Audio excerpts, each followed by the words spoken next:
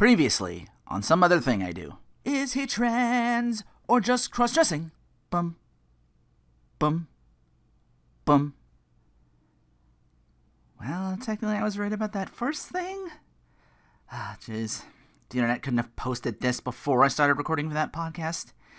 Anyway, opportunity strikes to give my 2 cents on today's topic on Soapboxing4Rinoa. What am I up to now? 31, wow. Anyway, salutations! A topic that'll no doubt be better explained by some that know more about such a topic. But the news from On High Ski Ishiwatari. Immediately I see from YouTube after I finished podcasting Bridget during one part of the arcade mode, going through a bit of the motions. Well, it's a recurring trend with a lot of that stuff. Like, you know, you got your Goldlewis being super supportive, maybe speaking from experience, that in so many words. Bridget's biggest update isn't a style or costume change, but a pronoun one. Like Testament before Bridget, Testament got the they, them, and that was pretty much it. No real big surprise. Testament always invoked, to me, as a gender ambiguous. Started out as an adopted son of Cliff, but where he's at now is completely different. You know, they've become this a lot to atone character, but now it's, oh, I've made peace, and now I have, like, interests and hobbies, and I'm just like, yay, good for them. I'm clearly going for some big character changes. Hell, that whole series evolves with its characters more than any other fighting game outside of maybe, like, Mortal Kombat that I can think of. And that game had to pull time travel to do it. Anyway, let's go through the history real quick. The not-so-simple life of Bridget began surrounded in rooted superstition. Her story back in her debut in Guilty Gear XX was, she was born as one of 2 male twins. The village themselves believe this to be, if twins of the same gender are born, it's a bad omen. Yeah, that already sounds kind of like a throwaway plot, just to make like a gag character. I hope that does get explored and how that came about. So anyway, the parents of Bridget had a decision to make. Believe in the superstition and, at best, exile the child, at worst, or raise one of the twins female. Parents feel guilty about this, but they're going to give Bridget, you know, the best love and teachings that their money can buy. The child lives, learns, and grows to be a fine person, even senses that her parents' guilt. So, Bridget's entry into XX. First the bounty riches, then to hell with the superstitions. According to the wiki, Bridget's tardy to the party since in Guilty Gear X, that bounty, the biggest bounty, was Dizzy. Sold it the dude, Jam took the credit and got the money. But Bridget put in the work regardless, became a bounty hunter, very renowned one as well. So she didn't get the big score, but there's other bounties. She set out to do what she wanted, made good, put that money back into the village to make it more prosperous. You know, she wanted to undo the superstition by being like, hey, here, I did this, ha. Her parents did good, and that faith in good dude came back to them. As of Strive, she was garnered into that more well-known, but coming off conflicted. She fights Dad Bod Goldlewis and gets corrected by Bridget that at that time, she says, she's like, oh there, little lady. And she's like, I'm a boy. Already the hesitation in her voice and all that. Goldlewis is like, oh, I'm sorry. But then later elaborates, let me guess, you're hiding your true self. He notes that hesitation I mentioned as if to say, when you call yourself a boy, you convincing me or you convincing yourself? He goes one step farther saying, I'm hiding too, thinking about what was best for my family instead of myself. So, and as someone personally who put up with probably way more shit at a crap job than I should have, that Bridget line of, I always thought that if I kept quiet, things would work out on their own.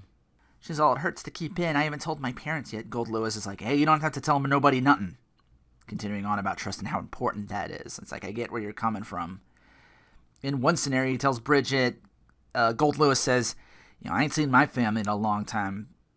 Either they didn't accept or Goldlewis didn't think they would accept and just nope the hell on out, fearing what they might think of him. Yeah, like I said, speaking from experience, and as us older generation right now, we're in that position of like, the last thing we want to see is, you know, younger people than us make the same damn mistake.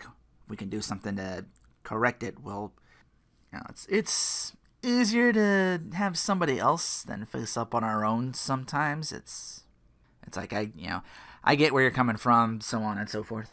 And then she fights Kai Kisuke later, noticing her hesitation as well after they fight, as shonen heroes do. In so many words, your fist trembles with hesitation. What troubles ye? I like that arcade mode. Sometimes depending on how you do, the person you fight before joins along with. But yeah, she gets Kai, not Goriyuki. I hope that changes with the DLC characters. Very Alpha 1-2 like. With this character has this final boss. It's very, very nice. But yeah, Big Bro Goldlewis trying to keep Bridgets up a little bit. It's like, it's okay. She again speaks of the hesitance and most likely what one would say or ask if they're thinking about, coming out, asking a lot of what ifs. Goldlewis coolly says, a little young to be having a midlife crisis. Got your whole life ahead of you. Gotta learn to take a hit sometime. Kai adds, and there's helping hands to guide you.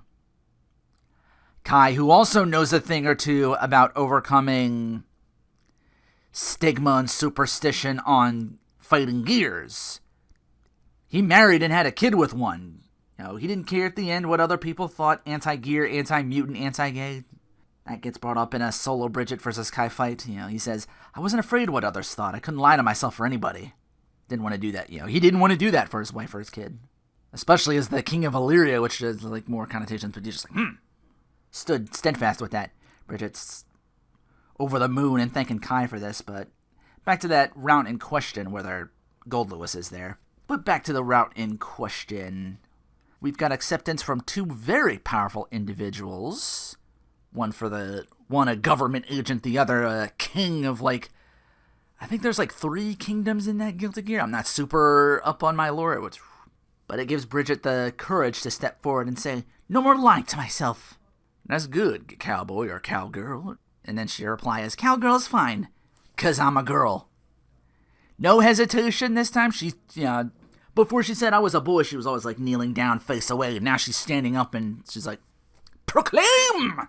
So yeah, the Bridget making everyone gay meme lives, just in a different context for some. If Testament was Guilty Gear saying trans rights are human rights, Bridget's the declarative statement over a megaphone. It throws that middle finger to anyone who claims it's pandering too, because the backstory reaches the conclusion. She says she's a girl with a lot less hesitation in the end. Like I said, it's declaring it. The past doesn't dictate your future. It can help shape it, sure, but people change, grow, and evolve in media and in real life. We've certainly seen that over the past, 20, 30 years since Guilty Gear XX? But yeah, you can come from a real shit background and make changes to better things for yourself. It's a struggle to do that for sure. Bridget's no exception to that. And that's without the whole superstition thing. It took Bridget to dispel that, but old habits can be hard to break, and it's clear she's trying to push herself to do manly stuff during XX. She makes good, but still feels uneasy in that fear of being shunned with her decision to embrace being a girl. She's got that lyric theme that Guilty Gear, every character in Guilty Gear Strive has to kind of mirror that a little bit. The opposite could also have been true if Bridget decided to continue to identify as male and stands that, gets more proudly about that. And decides maybe I'll wear, maybe I'll just start wearing guy clothing, but no, it's liking how you look and being comfortable with that, I think is where we're at. Either way, that final proclamation, she's not hiding her face and crouching, she's making her stand, she's making her choice, and that's what it all comes down to, choice. Not her parents, not her past, not the superstition, not Goldlewis or Kai. They give her that courage to make that choice, sure, but she's the one that's got to stand up and make it. It even supposedly reflects in her gameplay. She was a classy keep-away in XX. Now the trailer claims her to be more of a neutral jack of all trades. She's a little more, she can get a little more aggro and gremlin on you. I didn't see too many changes myself, but I don't have Strive. I can't say.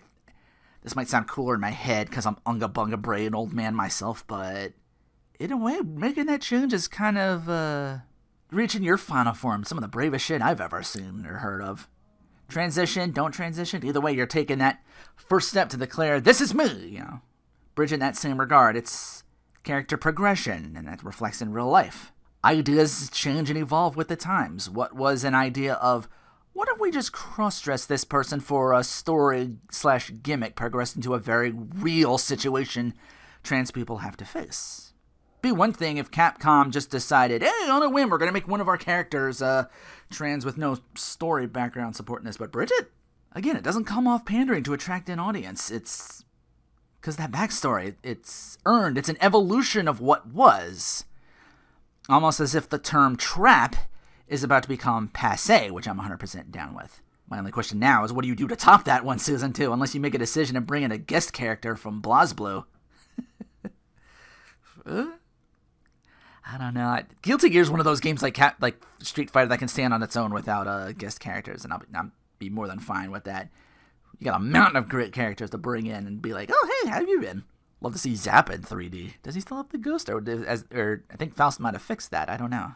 But yeah, congratulations on 1 million and your chance to close out EVO. Would have watched, but 3 a.m. ESC. Oof. Maybe the next story mode they do, because they did one for like some of the, because there was like a story mode for biking, and I think a couple of the season 1 DLC, so maybe they'll do that again. Bridget making everyone game him and making it part of her character too. Just like, I kissed a girl and I liked it. Lucky Chloe, that shit. Make it your own thing. And may you reach that happiness too someday, Goldlewis. Dad bods need love too. Anyway, gonna correct myself a little bit in the podcast yesterday. There's our girl, there's our gal. Welcome back. That said, take care and thanks for listening.